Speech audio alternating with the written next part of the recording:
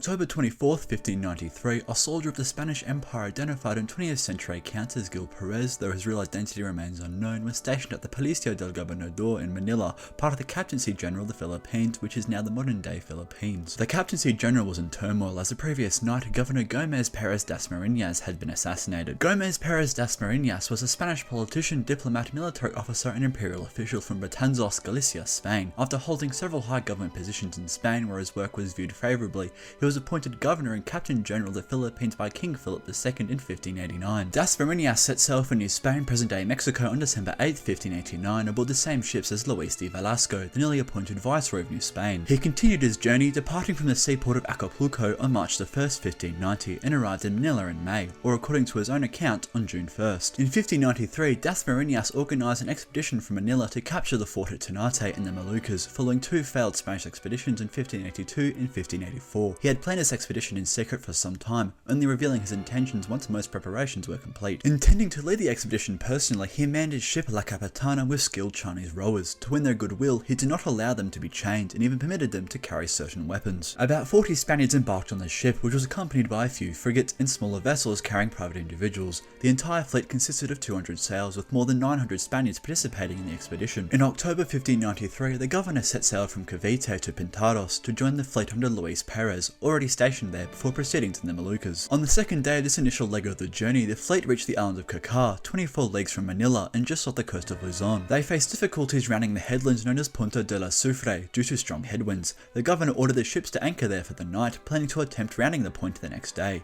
Meanwhile, the Chinese rowers had been plotting for 3 days to seize the ship, and this night provided them with the perfect opportunity. In the last watch before dawn, the Chinese rowers attacked the guards and the sleeping Spaniards, killing most of them. A few managed to escape by swimming or using the ship's tender. Hearing the commotion, Dasmariñas, thinking the ship was dragging and the men were taken to the oars, carelessly left his cabin bareheaded and was killed by several Chinese waiting outside the door. Two Spaniards, Juan de Correa, the governor's secretary, and the Franciscan Father Montilla, survived by remaining in their cabin amidships. They were later released ashore by the rebels. The rebels then attempted to reach China in the captured ship but failed. Instead, they arrived in Cochin, China, the historical exonym for a part of present-day Vietnam. There, the king confiscated the two cannons and all the items of value aboard. The rebels were dispersed to different locations and the ship was abandoned. A few of the rebels were later captured in Malacca in present-day Malaysia and sent back to Manila, where justice was dealt to them. Thus, the colony was without a governor after Dasmariñas' death. He had brought a royal order to the Philippines directing him to appoint a temporary successor in case of his demise. Dasmariñas had hinted to various prominent Spaniards in the colony as a designated successor. Notably, both the governor's son Luis Perez Dasmariñas and the conquistador Captain Esteban Rodriguez de Figueroa anticipated the appointment. Both were part of the expedition to the Moluccas and rushed back to Manila to take command of the colony. In the interim, the citizens and soldiers in Manila elected Licenciado Pedro de Rojas as governor and captain general. However, upon the return of Luis Perez Dasmariñas, the late governor's instructions were found and his son assumed the governorship. Despite the chaos following Dasmariñas' death, the guards continued to protect the palace, awaiting the official appointment of the new governor. The soldier was on night watch when he began to feel dizzy and exhausted. Overcome by these sensations, he leaned against a wall and closed his eyes for a moment. When he reopened them, seemingly just seconds later, he found himself in a completely different place. Confused, he asked a bystander where he was and learned that he was in the Plaza Mayor, now known as Zocalo, in Mexico City, in the Viceroyalty of New Spain, thousands of kilometers across the ocean. The news of the soldier quickly reached the guards in New Spain thanks to his outlandish claims and distinctive palace guard uniform he wore from Manila. He was brought before the authorities, including the Viceroy of New Spain, Luis de Velasco. To prove his origins, he recounted the recent assassination of the governor of the Philippines, a piece of news still unknown to the people of Mexico City. However, the authorities imprisoned him for desertion and suspected him of being in league with the devil.